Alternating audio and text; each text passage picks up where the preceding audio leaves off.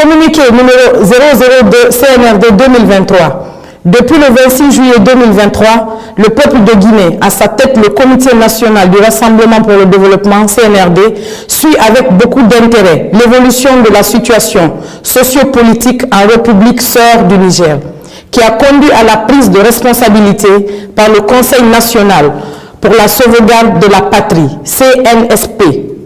Les autorités guinéennes rendent un hommage aux braves populations du Niger pour leur sens élevé de patriotisme et saluent l'esprit républicain et la maturité des forces de défense et de sécurité qui ont privilégié l'intérêt supérieur de leur nation en choisissant de se réunir pour trouver ensemble des solutions aux problèmes nigériens.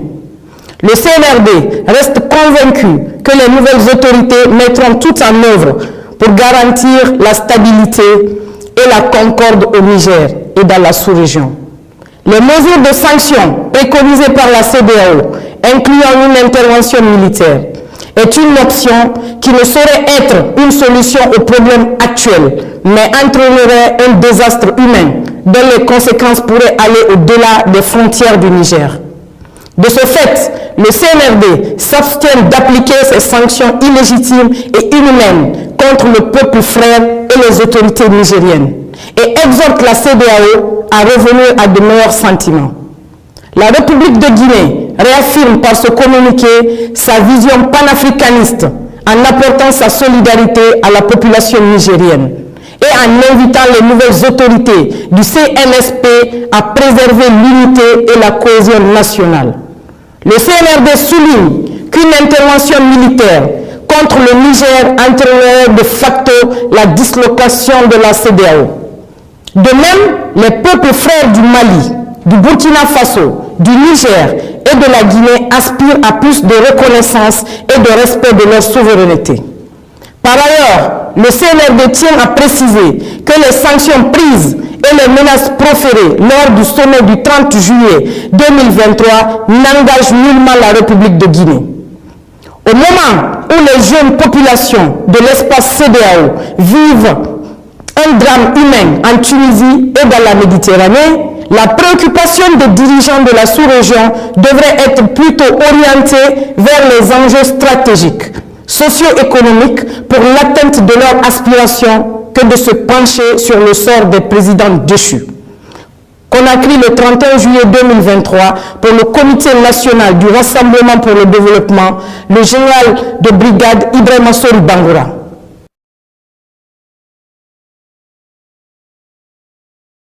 Ministre, bonsoir. Bonsoir. Merci infiniment.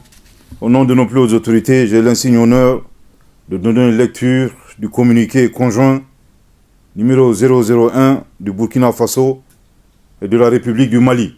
Communiqué dont la teneur suit.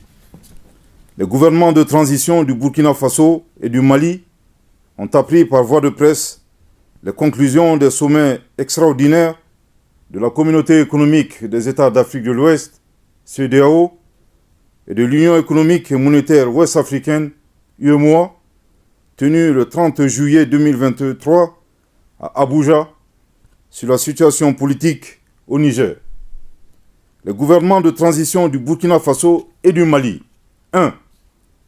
Expriment leur solidarité fraternelle et celle des peuples burkinabés et maliens au peuple frère du Niger, qui a décidé en toute responsabilité de prendre son destin en main et d'assumer devant l'histoire la plénitude de sa souveraineté. 2. Dénonce la persistance de ces organisations régionales à prendre des sanctions aggravant la souffrance des populations et mettant en péril l'esprit de panafricanisme. 3. Refuse d'appliquer ces sanctions illégales, illégitimes et inhumaines contre le peuple et les autorités nigériennes. 4.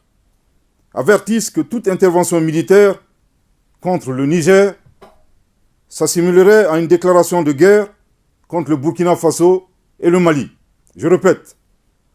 4. Avertissent que toute intervention militaire contre le Niger s'assimilerait à une déclaration de guerre contre le Burkina Faso et le Mali. Je répète pour une dernière fois. 4. avertissent que toute intervention militaire contre le Niger s'assimilerait à une déclaration de guerre contre le Burkina Faso et le Mali. 5. Préviennent que toute intervention militaire contre le Niger entraînerait un retrait du Burkina Faso et du Mali de la CEDEAO, ainsi que l'adoption de mesures de légitime défense en soutien aux forces armées et au peuple du Niger. 6.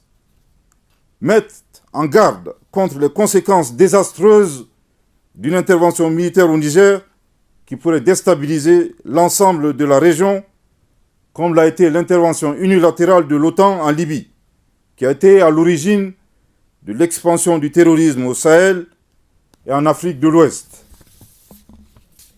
Les gouvernements de transition du Burkina Faso et du Mali sont profondément indignés et surpris par le déséquilibre observé entre, d'une part, la célérité et l'attitude aventurière de certains responsables politiques d'Afrique de l'Ouest, désireux d'utiliser la force armée pour établir un ordre constitutionnel dans un État souverain, et d'autre part, l'inaction, l'indifférence et la complicité passive de ces organisations et de ces responsables politiques à aider les États et les peuples victimes de terrorisme depuis une décennie et abandonnés à leur sort. En tout état de cause, les gouvernements de transition du Burkina Faso et du Mali invitent les forces vives à se tenir prêtes et mobilisées en vue de prêter main forte au peuple nigérien en ces heures sombres du panafricanisme. Que Dieu bénisse l'Afrique et préserve les Africains. Fait à Ouagadougou et à Bamako le 31 juillet 2023. Merci de votre très aimable attention. Monsieur le ministre. Communiqué conjoint numéro 001 du Burkina Faso et de la République du Mali. Les gouvernements de transition du Burkina Faso et du Mali ont appris par voie de presse les conclusions des sommets extraordinaires de la Communauté économique des États de l'Afrique de l'Ouest CEDEAO et de l'Union économique monétaire ouest-africaine UEMOA tenus le 30 juillet 2023 à Abuja sur la situation politique au Niger. Les gouvernements de transition du Burkina Faso et du Mali 1. Expriment leur solidarité fraternelle et celle des peuples burkinabais et maliens au peuple frère du Niger qui a décidé en toute responsabilité de prendre son destin en main et d'assumer devant l'histoire la plénitude de sa souveraineté. 2. Dénonce la persistance de ces organisations régionales à prendre des sanctions aggravant la souffrance des populations et mettant en péril l'esprit de panafricanisme. 3. Refuse d'appliquer ces sanctions illégales, illégitimes et inhumaines contre le peuple et les autorités nigériennes. 4. Avertissent que toute intervention militaire contre le Niger s'assimilerait à une déclaration de guerre contre le Burkina Faso et le Mali. Préviennent en 5 que toute intervention militaire contre le Niger entraînerait un retrait du Burkina Faso et du Mali de la CEDEAO ainsi que l'adoption de mesures de légitime défense en soutien aux forces armées et au peuple du Niger. 6.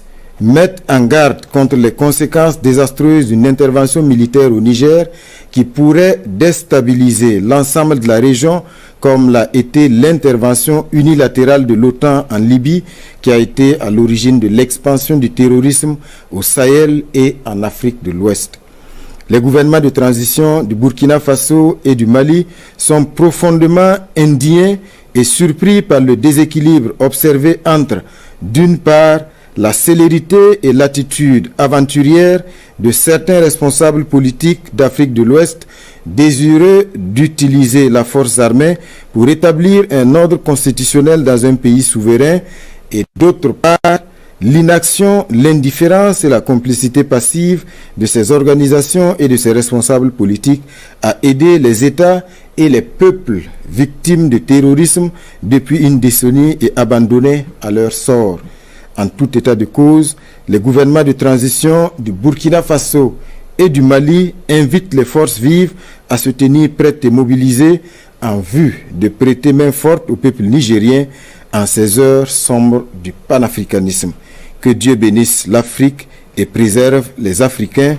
Fait à Ouagadougou et à Bamako le 31 juillet 2023.